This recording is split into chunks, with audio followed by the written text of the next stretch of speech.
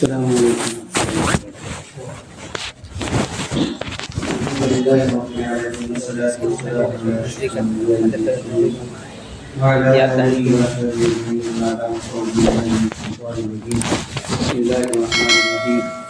وذكر فإن الذكرى تنفع المؤمنين وقال تعالى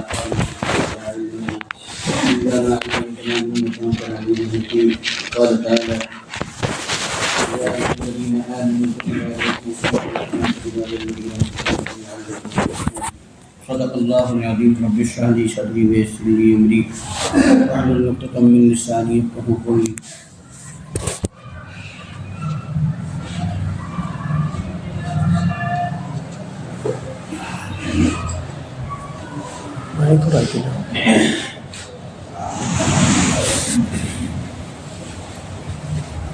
ابھی کل مولانا الیاس محمد صاحب کی ایک کلپ آئی تھی میرے پاس کہ حدیث میں آتا ہے، سب کو معلوم ہے یہ بات کہ نماز سے پہلے پہنچنے والا، نماز کا انتظار کرنے والا، اس کی دعا قبول ہوتی ہے، اس کی بڑی فضیلت ہے. تو انہوں نے یہ بات فرمایا کہ نماز کا انتظار کرنے والا اس کو سمجھا جائے گا جو آئے، پہلے تو آئے اور پہلی صف میں بیٹھے، ترتیب سے بیٹھے، اس کو نماز کا انتظار کرنے والا سمجھا جائے گا. امام کے ساتھ، امام کے پیچھے بیٹھے اور پہلی صف کو پوری پڑھے، پر کر لیں. ایسا نہیں کہ اپنی منمانی جگہ پر ادھر ادھر بیٹھے اور اس کے بعد کہے کہ ہم نماز کے انتظار کریں، منتظر الصلاۃ ہیں، تو اس کے لیے وہ فضیلت نہیں ہے. اس لیے ہم اللہ کے گھر میں جب جائیں، کہیں بھی جائیں، تو ہمیں اس کا پاس و لحاظ کرنا چاہیے. اس کے جتنا ہم احترام کے ساتھ، اہتمام کے ساتھ اللہ کے گھر میں نماز کی ادائیگی کے لیے جائیں گے اور نماز ادا کریں گے، اللہ تعالیٰ نماز کا نور اتنا ہی زیادہ ہمیں عطا کرے گا. آپ حضرات پہلے سب کو پور کر لیجیے نا.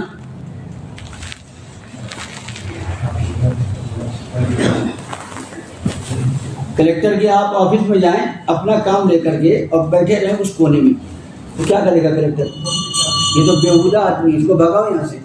اس کو بیٹھنے کی اور یہاں آنے کی تمیز نہیں. آگے کرسیاں خالی ہیں اور آپ اپنی مسجد کے گروپ لے کے گئے اور گئے پیچھے بیٹھ گئے، بلکہ یہ سوچیں گے کہ کتنا آگے کھڑا ہو جاؤں میں کہ کلیکٹر صاحب کی ہماری توجہ ہو جائے اور ہمارا کام جلدی ہو جائے.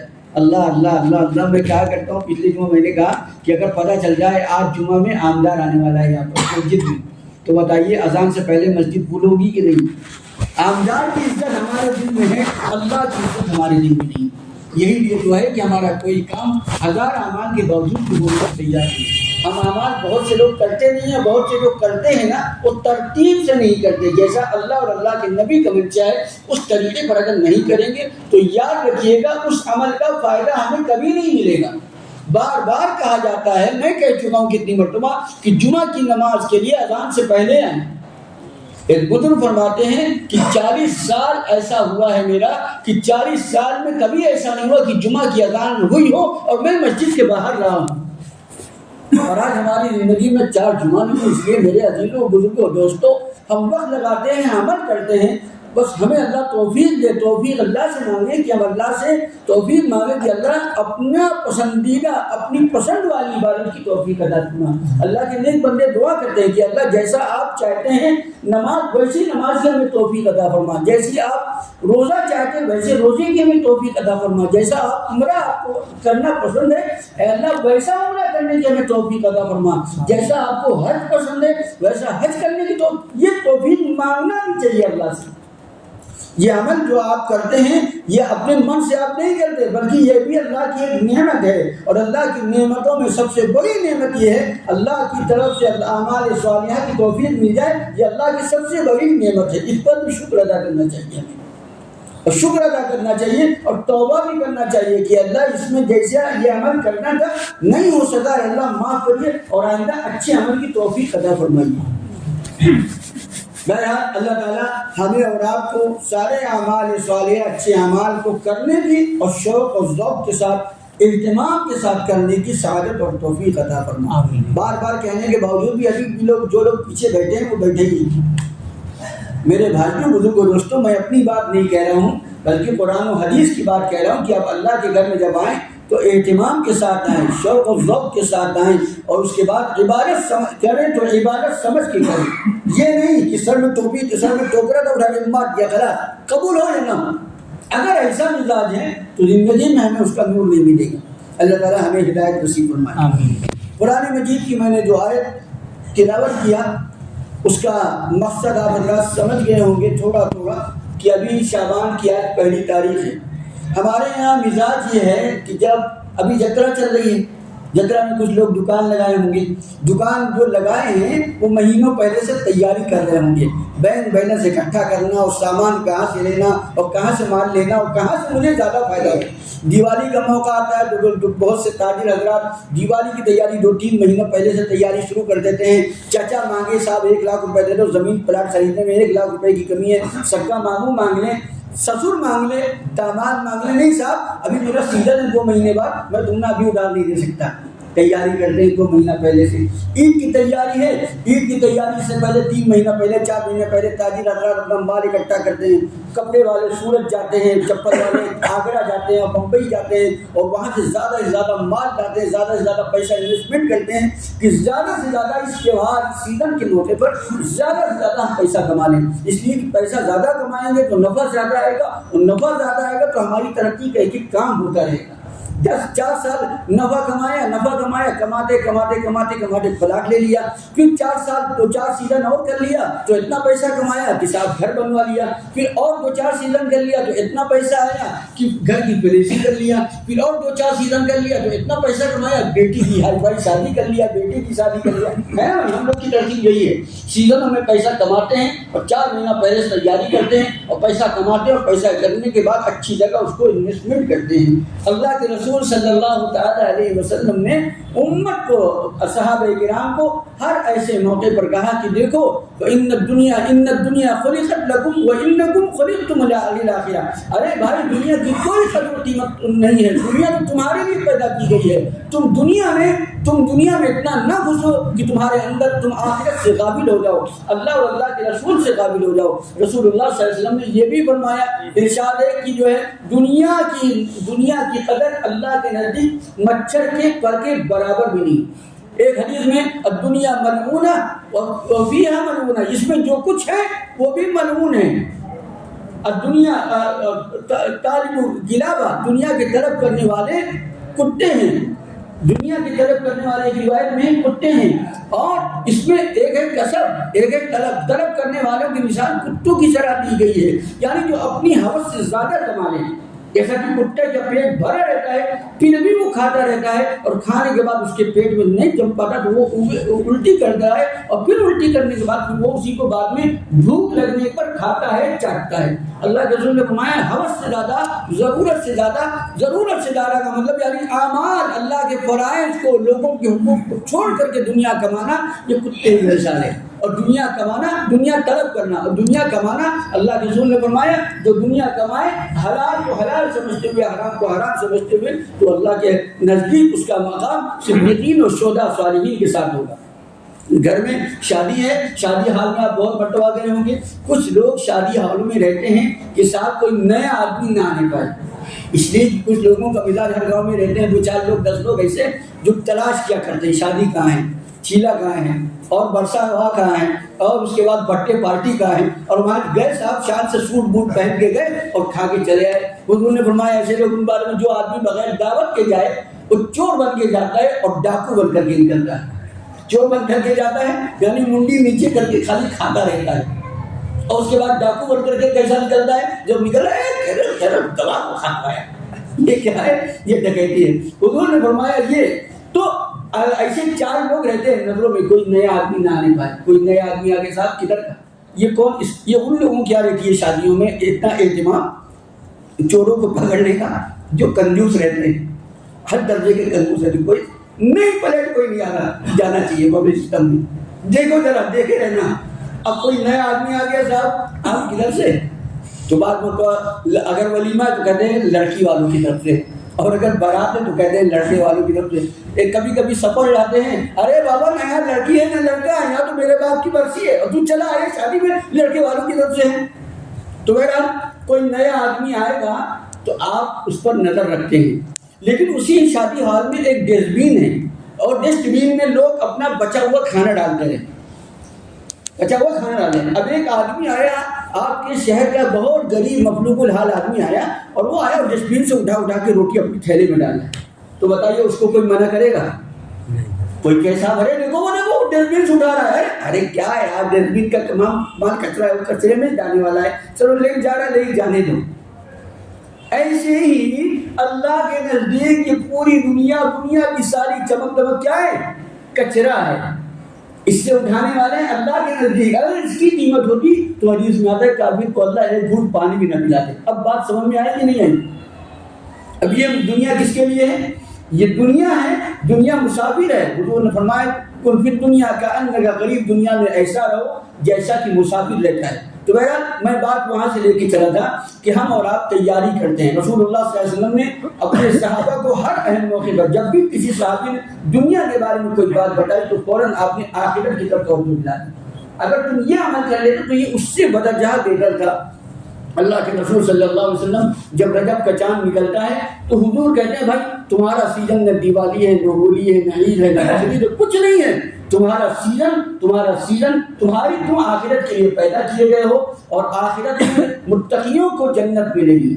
جنت ملے گی سارے ایمان والے اور اسلام والوں کو، مسلمانوں کو، سب مسلمانوں کو جنت ملے گی، سب جنت میں جائیں گے۔ جس نے ایک مرتبہ کلمہ لا الہ الا اللہ محمد رسول اللہ صلی اللہ علیہ وسلم پڑھ لیا سچے دل سے۔ لیکن جنت میں سب جائیں گے، لیکن اول وہلہ میں جنت میں سارے مسلمان نہیں جائیں گے، متقی جائیں گے۔ خدا ان قدوس نے فرمایا اعدت للمتقین، متقیوں کے لیے جنت تیار کی گئی۔ اب سارے مسلمان کیوں نہیں جائیں گے؟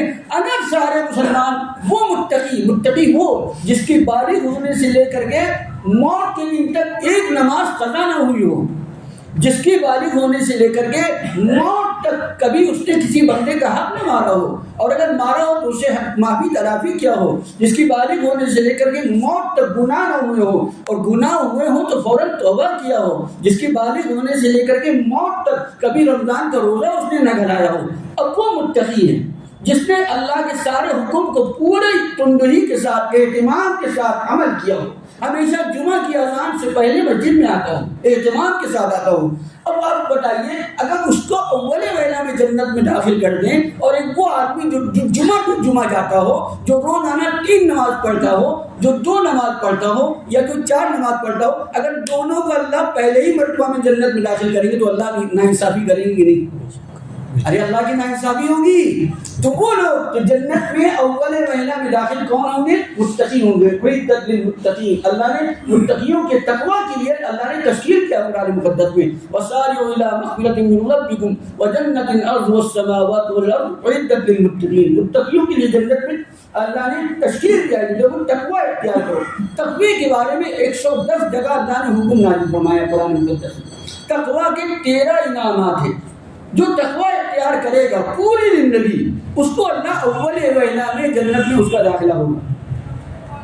اب آپ کہیں صاحب ایک بادشاہ نے کہا کہ فلاں ایک سب میں سے 2 آدمی کو بلا لانا، اور 2 فلاں کو بلا لانا، اور ایک صاحب کے گھر میں وہ بادشاہ کا قاصد گیا، بادشاہ سلامت نے بلایا ہے، اور وہ تیار ہو گیا تھا، جمعے کے دن تیار ہو گیا تھا، پہلے سے ہی 9 بجے فریش ہو گیا تھا، بہترین کپڑا پہن کر کے۔ اس نے کہا صاحب چلیے، بادشاہ نے بلایا چلو چلتا ہوں۔ وہ بہترین کپڑا پہنایا، گٹار سب لگا لیا، کریم پاؤڈر لگا لیا، اور بادشاہ کے دربار میں حاضر ہوا۔ اور ایک صاحب کھیت میں کام کر رہے تھے، ان کو بادشاہ کا میسج پہنچا بادشاہ نے بلایا ہے، وہ فوراً کام چھوڑ کر کے فوراً اسی حالت میں کام ہے بادشاہ کے پاس چلے گئے۔ تو بادشاہ پہنچے تو بادشاہ نے یہ اس کی بدبو، اتنا گندا کپڑا، میلا کپڑا، گندا بدن۔ بادشاہ نے اپنے وزیر کو بلائے گا، اور بادشاہ نے وزیر سے کہا جاؤ اس کو حمام خانے میں لے جاؤ، اس کو نہلاؤ دھلاؤ، اچھے کپڑے شاہانہ کپڑے پہنا کر کے یہاں لے کے آؤ بیٹھاؤ یہ بیٹی حال میں۔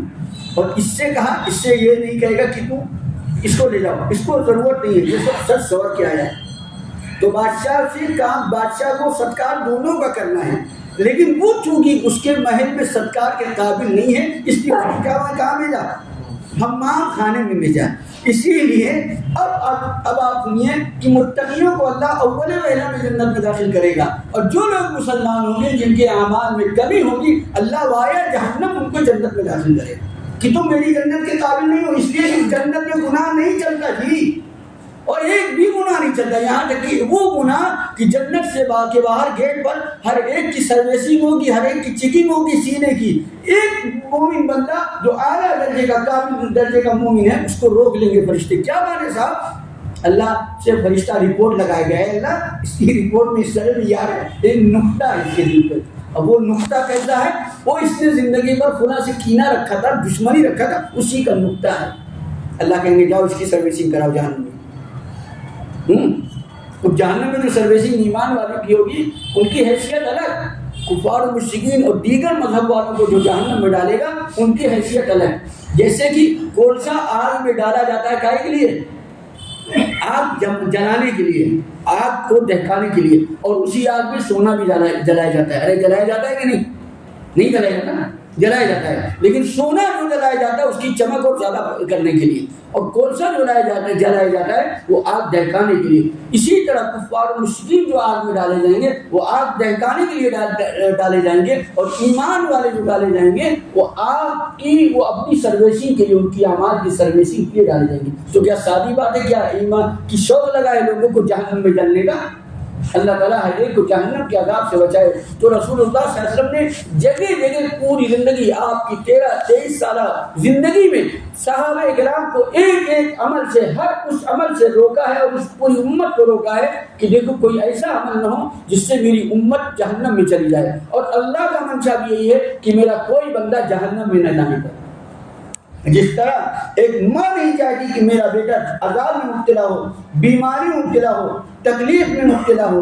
لاک ڈاؤن لگا تھا، کورونا کا زمانہ چل رہا تھا. اگر لڑکا کہیں سفر میں جا رہا ہے تو ماں بھی ٹوک رہی، ارے ماسک لے لے، ارے گولی لے لے، ارے یہ کر لے، ارے وہ کر لے، بچ کے رہنا. باپ بھی ٹوک رہا ہے. اسی طرح اللہ رب العزت والجلال یہ نہیں چاہتے کہ اپنے بندوں میں سے کسی بندے کو، یعنی ایمان والے بندوں کو جہنم کی آگ میں دہکائیں. میرے بھائیوں بزرگوں دوستو، اسی لیے اللہ نے ایک بہانہ دیا ہم کو، ایک بہانہ ہم کو دیا. اور وہ بہانہ کیا دیا؟ اسی کو حضور علیہ السلام کے بارے میں آتا ہے کہ حضور صلی اللہ علیہ وسلم رجب کا چاند دیکھتے ہی دعا فرماتے تھے، اللہم بارک لنا فی رجب و شعبان وبلغنا رمضان. اے اللہ ہمارے لیے رجب اور شعبان میں برکت عطا فرما اور رمضان تک ہمیں پہنچا دیجیے. کیوں؟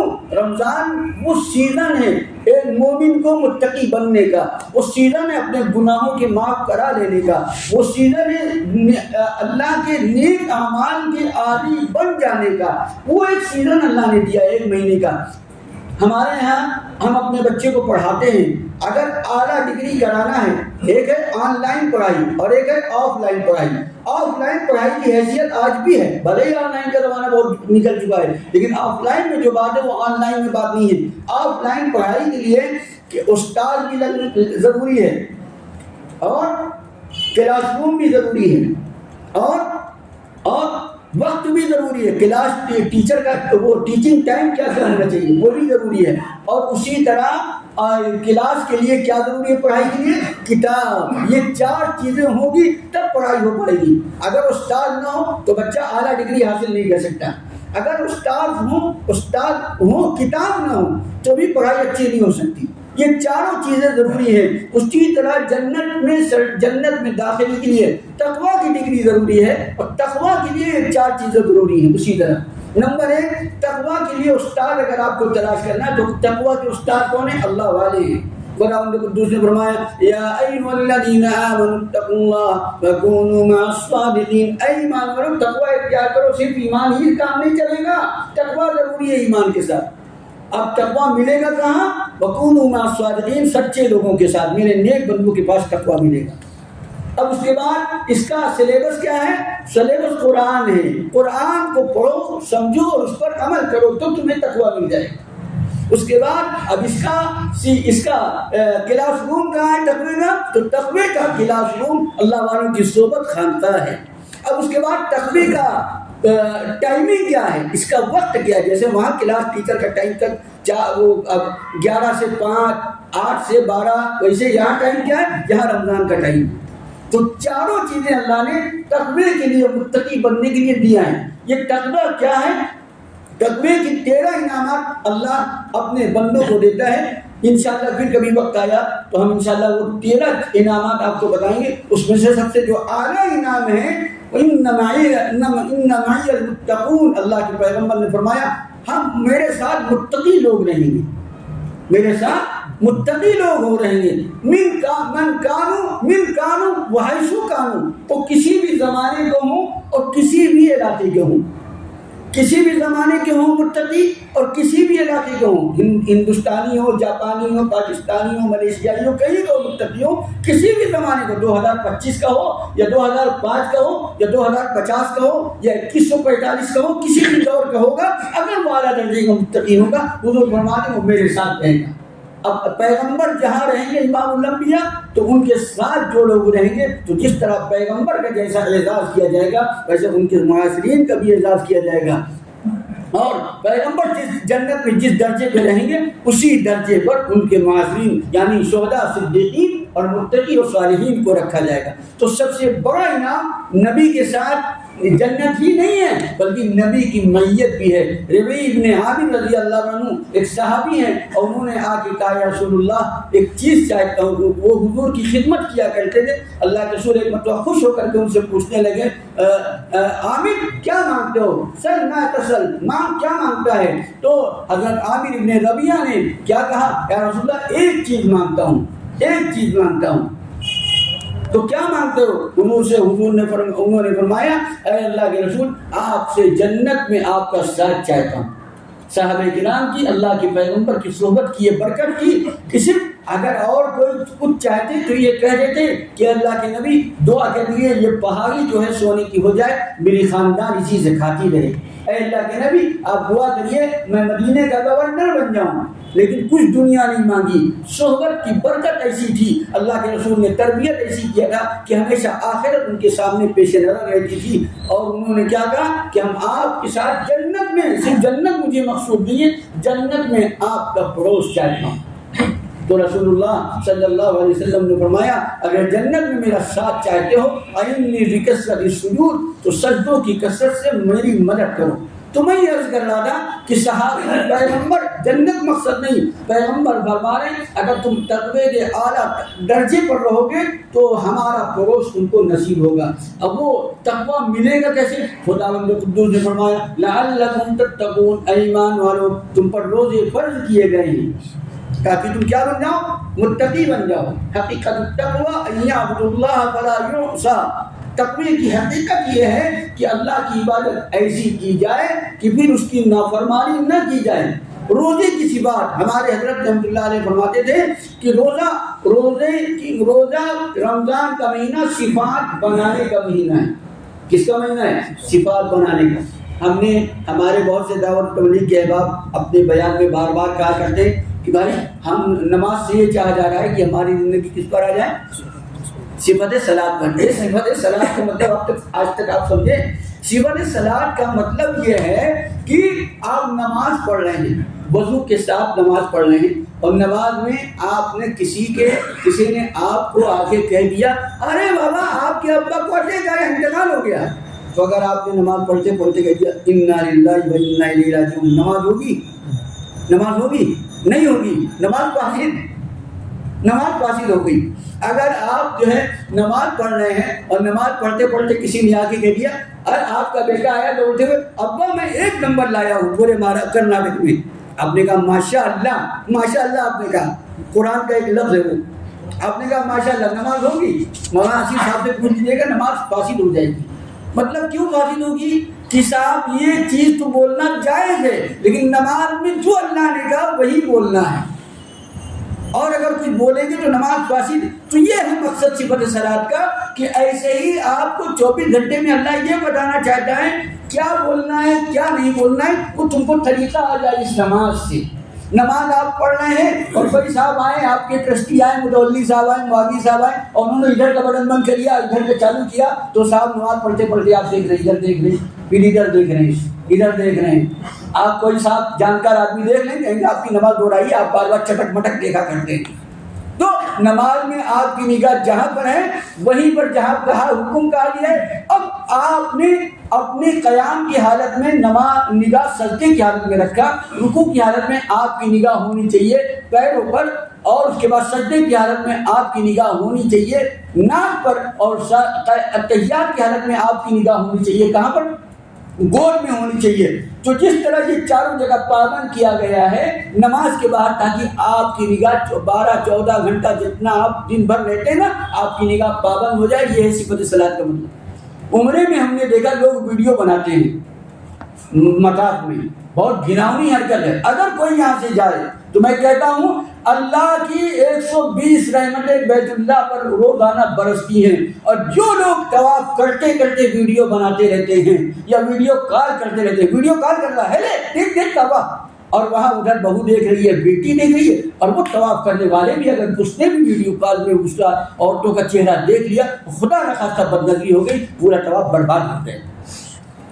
اور انجانے میں آپ نے گناہ کروا لیا دوسرے سے بھی، اور خود بھی گناہ کر لیا۔ معلوم کیا ہوا؟ میں نے وہی مقام میں ایک صاحب سے کہا کہ اللہ کی رحمت جو برس رہی نا، یہ ان لوگوں پر اللہ کی لعنت برس رہی ہوگی، اور یہ اللہ کی لعنت یہاں سے لے کر کے جائیں گے واپس۔ تو جس طرح نماز اور طواف کا صلاح، نماز طواف کے حکم میں ہے، طواف نماز کے حکم میں ہے، جس طرح نماز میں آپ ویڈیو نہیں بنا سکتے، بناتے کیا بھائی؟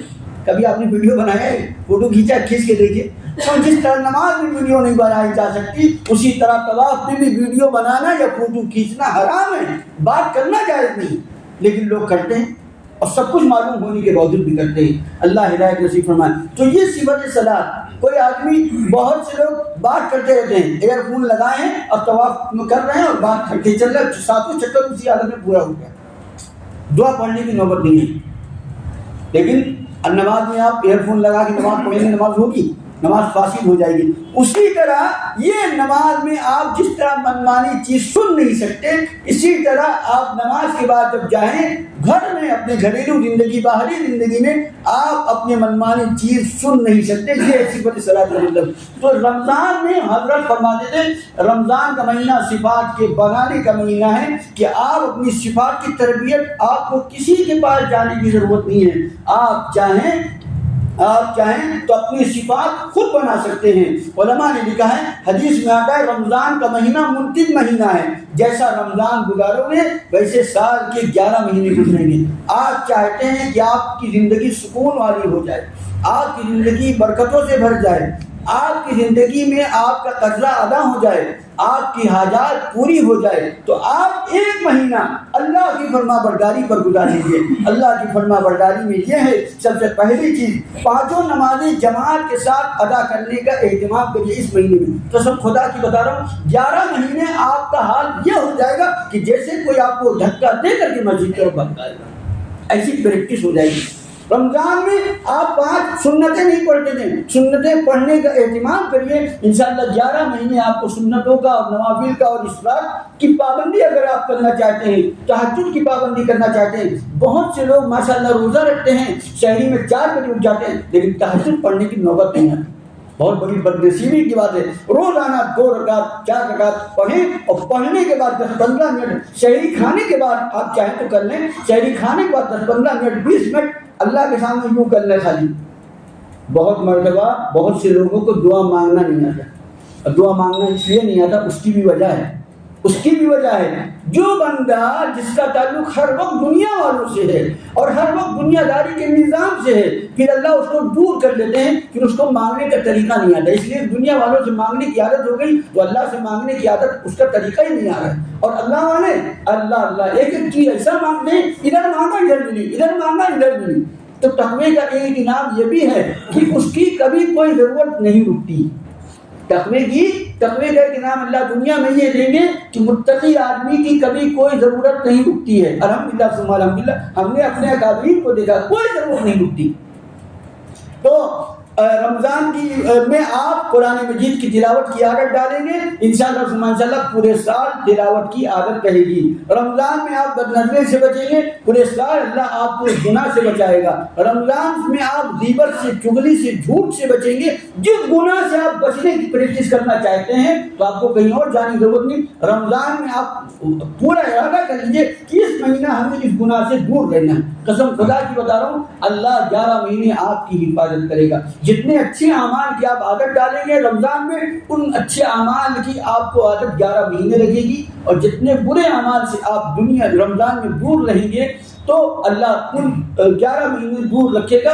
یہ رمضان میں یہی صفات کے بنانے کا مہینہ ہے کہ آپ چاہیں تو اچھے بننے کا اللہ نے چانس دیا ہے، نیکیوں کا سیزن ہے، خوب زیادہ سے زیادہ نیکیاں اکٹھا کر لیجیے اپنے نامہ اعمال میں۔ جتنی زیادہ نیکیاں اکٹھی رہیں گی اور جتنا زیادہ ہم جھوم کر کے اللہ کی عبادت کریں گے، پھر اللہ کو رحم آئے گا، پھر اللہ تعالیٰ نے یہ وقت دیا ہے، رمضان کا جو مہینہ ہمیں اور آپ کو دیا ہے، یہ تقوی اختیار کرنے کا مہینہ دیا ہے۔ یہ سارے اعمال ہمارے تقوی اور ہمارے ایمان میں زیادتی کے لیے ہیں۔ ہمیں جس موضوع پر بات کرنا تھا وہ تو موضوع ہی رہ گیا کنارے، انشاءاللہ پھر کبھی موقع آئے گا تو رمضان کے متعلق بات کروں گا۔ اللہ تعالیٰ ہمیں اور آپ کو، بہرحال یہ ہے وقت، ابھی یہ آج ایک شعبان ہے کہ ابھی سے تیاری کریں۔ اگر آپ رمضان میں اچھی عبادت کرنا چاہتے ہیں تو اپنے اعمال کو بڑھا دیں، نوافل کے پابند بن جائیں، نمازوں کی جماعت کے ساتھ پابندی سے ادا کرنے کی عادت ڈالیں، اور 2-4 روزے بھی اس مہینہ رکھ لیں، اور روزے رکھ کر کے نوافل پڑھ کر کے اللہ سے مانگنا شروع کرتے ہیں۔ اللہ زندگی میں 40 رمضان، 35 رمضان، 50 رمضان گزر گئے، غفلتوں میں گزرے ہیں، جیسے گزارنا تھا کتنے بندوں نے گزارا تھا ویسا نہیں گزر پایا۔ اللہ یہ رمضان ہمیں قدردانی کے ساتھ ہمارے کروا دیجیے، اس دعا کا اہتمام بھی کریں۔ اللہ تعالیٰ کہنے سننے زیادہ عمل کی توفیق عطا فرمائے۔ آخر دعوانا الحمدللہ رب العالمین۔